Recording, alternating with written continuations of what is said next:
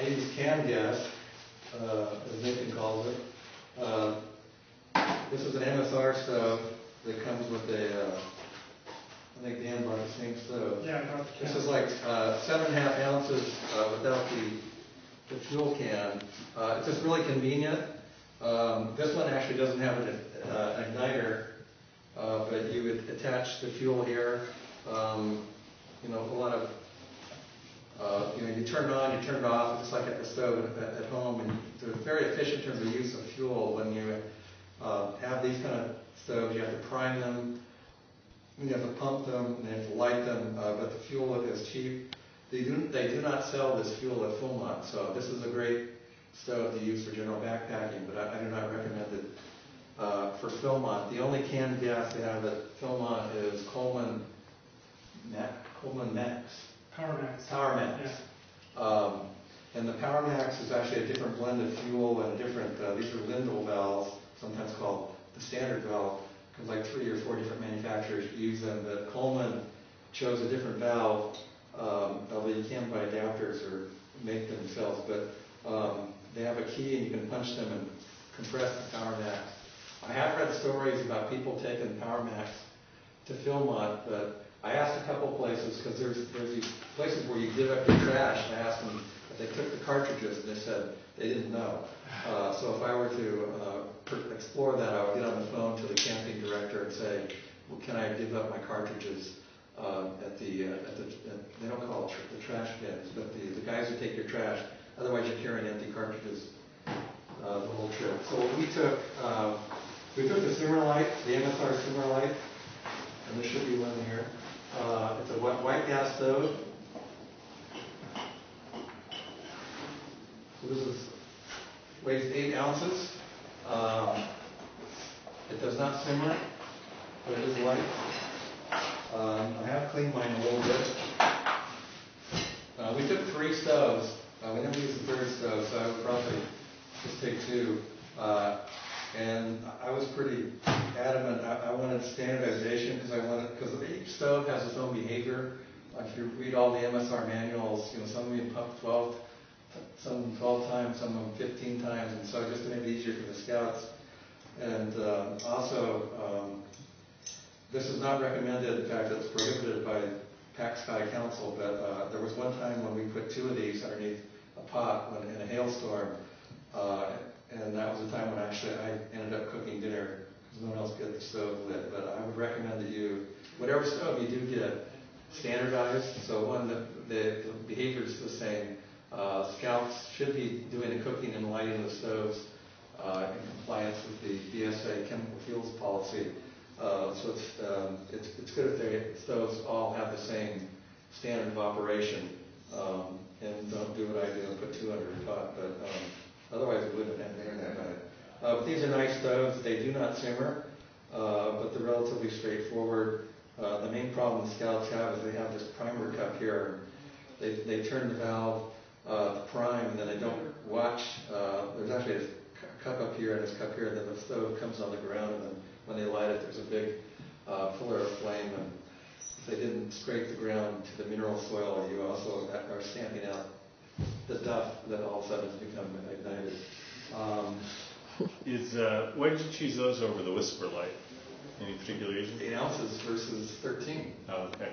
And how much fuel did you carry? 3 of them, that's 5 times 3, that's an extra pound of weight. Yeah.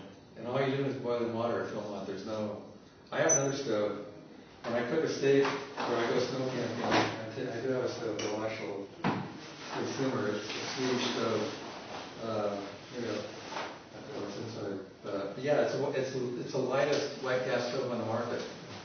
What about how much fuel did you go through? How much did you take? Well, they give you fuel there. So we had 3 stoves. Each of them had the 21-ounce bottle, and then I carried a liter bottle full, and we just kept those 3 bottles and the liter bottle full all the time, and we didn't have too much fuel, but we probably didn't really need my liter bottle, because about every 3rd or 4th day we were at a commissary and were able to buy more fuel. A lot of crews, they carry way too much fuel, and there's a whole kind of fuel exchange where people are like giving fuel up, and people are trying to scavenge free fuel.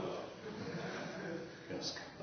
We were pretty profligate too, I would think, too, in terms of, we could be a lot more efficient with our lighting and unlighting. And, you know, sometimes they would like light the stove and the water wasn't in the pot already, that kind of stuff. And sometimes it was pouring down rain, and you know, probably the last thing you're worried about is fuel conservation. You know, you're just trying to get a hot meal in before the rain comes or something's about to happen. So we were going to end with things we do differently. If we were like Bill, I'd get to go a second time. Yeah. Well, I bring some extra footwear and then a little extra, more robust rainwear, and maybe a knife, maybe a better flashlight.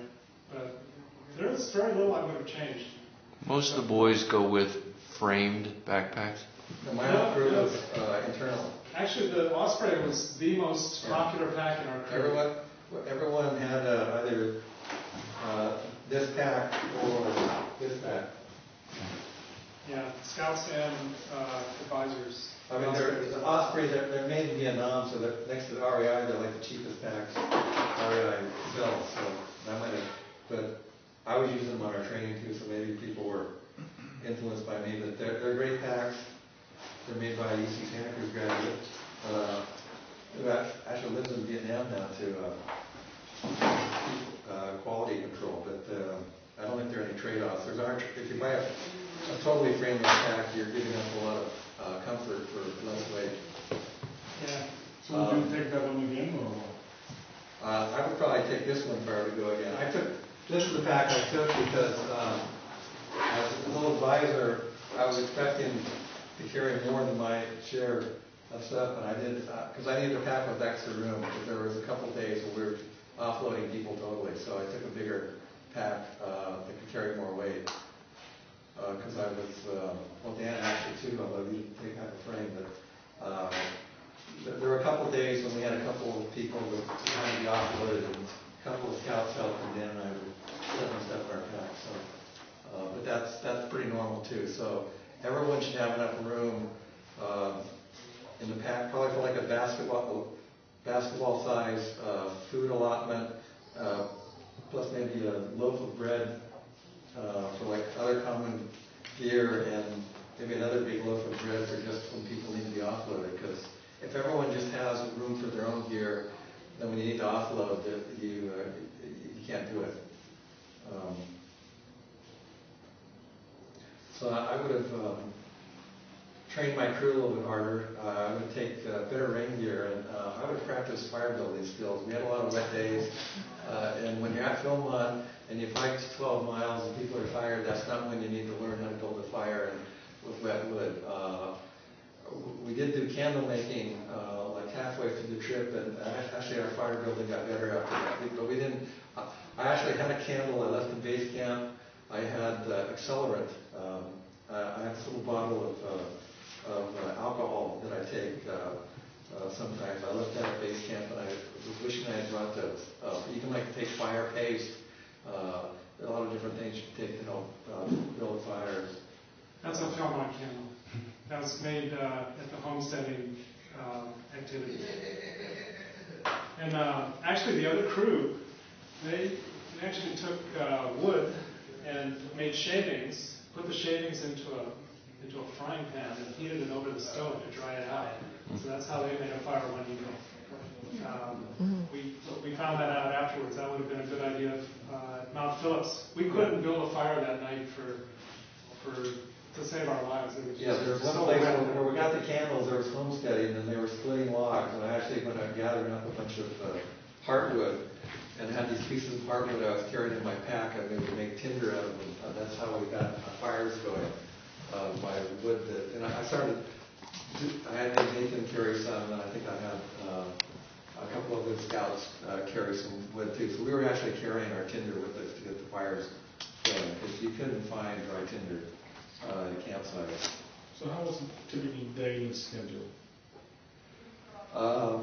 Typical day is get the boys up.